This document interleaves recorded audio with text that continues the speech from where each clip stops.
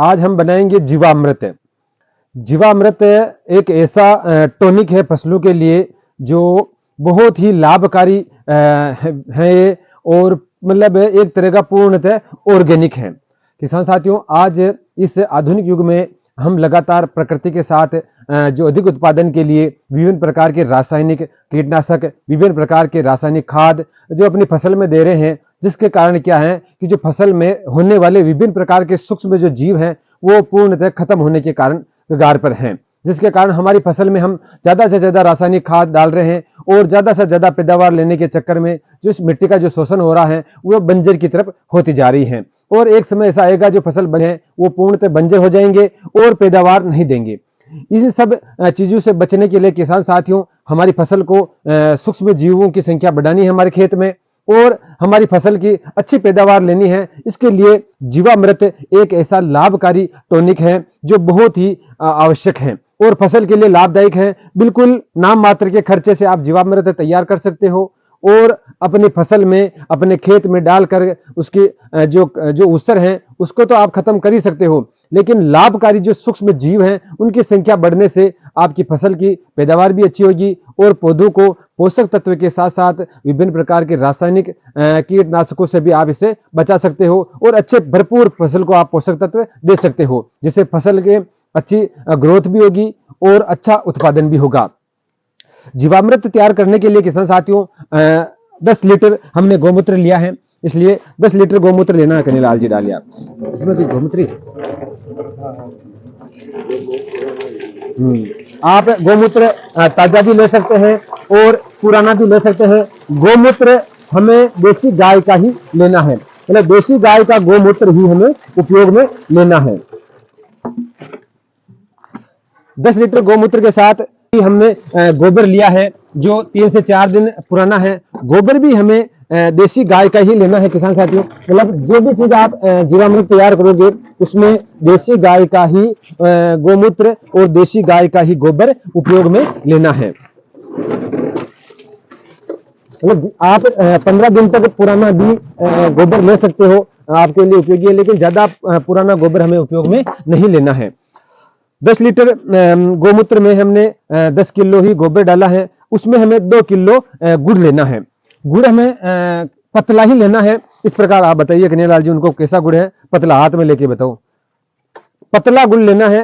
ये बहुत ही फसलों के लिए कारगर, बहुत ही उपयोगी है, जो अपनी फसलों में गर्मी भी पैदा करेगा और विभिन्न प्रकार के इसमें पोषक तत्व होने के कारण फसलों को मिलेंगे। 2 किलो हमें गुड़ इसमें डालना है। थोड़ा पानी डाल दो। हमने बेसन लिया है तो इसमें आपको 1 किलो बेसन लेना है, और किसी भी प्रकार की दाल का हो सकता है, आप चाहे चने की दाल लो, चाहे उड़द की, चाहे मूंग की, किसी भी प्रकार की दाल लो, तो उसमें आपको ये 1 किलो बेसन डालना है। इसमें डाल दीजिए कन्हैयालाल जी, आपको ये बेसन आपको इसमें डालना है। और 1 किलो अपने को बरगद के पेड़ की मिट्टी डालनी है। वो मिट्टी कहाँ है?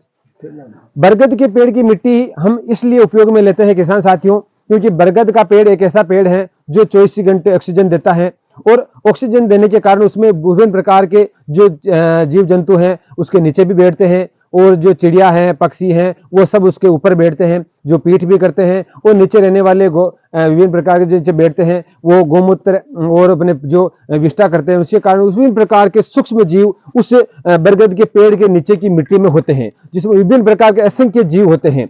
जो सूक्ष्म जीव होते हैं, अगर हम इसमें डालेंगे तो वह सूक्ष्म जीव असंख्य से कई गुना और बढ़ेंगे और फसल के लिए बहुत ही लाभदायक होंगे। ये सब डालने के बाद किसान साथियों, हमें इसमें पानी डालना है।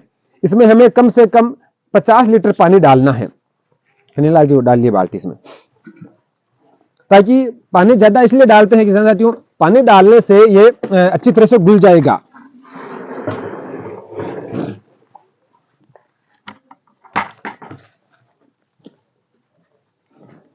फिर इसको आप लोगों को पानी डालने के साथ साथ इसमें आपको घड़ी की जो सुई घूमती है उसी दिशा में आपको इसको अच्छी तरह से हिलाना है, और उतना हिलाना है कि इसमें गोबर, गोमूत्र, पानी, बेसन, गुड़ जो हमने डाला है वो अच्छी तरह से इसमें मिल जाए। बस ये जब अच्छी तरह से घुल जाएगा तो इस कम से कम 48 घंटे के लिए इसको आपको ढक कर छायादार स्थान पर जहां धूप न आती हो वहां इसको रखना है। छायादार स्थान पर रखने से किसान साथियों क्या होगा कि इसमें धूप नहीं आएगी, तो इसमें जो जीव है वो ज्यादा संख्या में बढ़ेंगे और लाभकारी भी होंगे। दूसरा, इसको सुबह शाम दोपहर जब भी आपको टाइम मिले 3 टाइम इसको सुबह शाम दोपहर 3 बार इसको घड़ी की सुई की दिशा में इसको हिलाना है। 50 घंटे के बाद आपको इसे अगर आप खड़ी फसल में इसका उपयोग लेना चाहते हैं तो इसको छान करके प्रति टंकी आप 1 लीटर मतलब 15 लीटर की जो टंकी है उसमें आप 1 लीटर जीवामृत डाल करके आप अपनी खड़ी फसल में इसका छिड़काव कर सकते हैं। और इसको अच्छी तरह से छानना है, क्योंकि छानने से अगर नहीं छानोगे तो पंप का नोजल भी बंद हो जाएगा, वो मशीन खराब होने की संभावना ज्यादा होगी। इसलिए इसको बारीक कपड़े से छान करके इसके गोबर को अच्छी तरह से मसल करके इसके रस को निकाल करके फिर हमें 1 लीटर प्रति 15 लीटर टंकी की जो पानी है उसमें मिला करके इसका खड़ी फसल में इसका स्प्रे करना है। इसका स्प्रे करने से क्या होगा किसान साथियों, गौमूत्र है, गोबर, हमने जो गुड़ डाला है, बेसन है, या जो बरगद के पेड़ की जो मिट्टी डाली है, इसमें असंख्य जीवाणु तो होंगे ही, इसके अलावा इसमें पोषक तत्व भी भरपूर मात्रा में होंगे जो अपनी फसल में ग्रोथ के साथ साथ चमक भी पैदा करेंगे और अपने जो दाना है उसमें वजन बढ़ाएंगे और दाने में अच्छी तरह से चमक आएगी। अगर किसान साथियों आप खड़ी फसल में काम न लेकर के अगर आप उसमें अपने खेत में डालना चाहते हैं तो इसको जो हमने डाला इसमें 200 जो सामग्री हमने डाली है उसको 200 लीटर करनी है। 200 लीटर करने के बाद इसको किसान साथियों में 200 लीटर जब हो जाएगी तो इसको अच्छी तरह से मसलना है। मसल कर जब गोबर पूरी तरह से अच्छा मिल जाएगा तो फिर इसको अपने को खेत में छिड़काव करना है। अपने खेत में इसको जैसे जैसे आप जैसे पानी डालते हैं वैसे वैसे इसको खेत में डालना है। जिससे क्या होगा किसान साथियों, मिट्टी के जब पर्याप्त मात्रा में नमी होनी चाहिए, खेत में जब पर्याप्त मात्रा में नमी हो तभी ही जीवामृत आप खेत में डालें।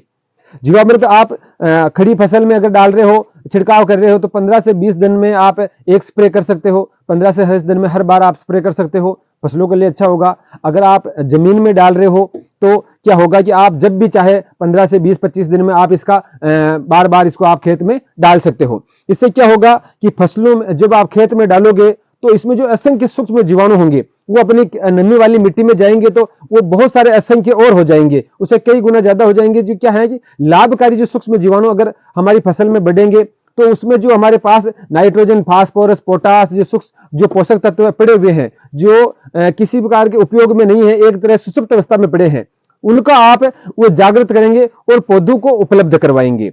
इसलिए किसान साथियों आप जीवामृत का प्रयोग कीजिए और अपनी फसल में हानिकारक जो रासायनिक आप जो कीटनाशक डाल रहे हो जी या फिर आप खाद डाल रहे हो उससे आप जो महंगे डाल रहे हो उनमें से नाम मात्र के खर्चे से आप जीवामृत तैयार कीजिए और अपनी फसलों में इसका उपयोग कीजिए।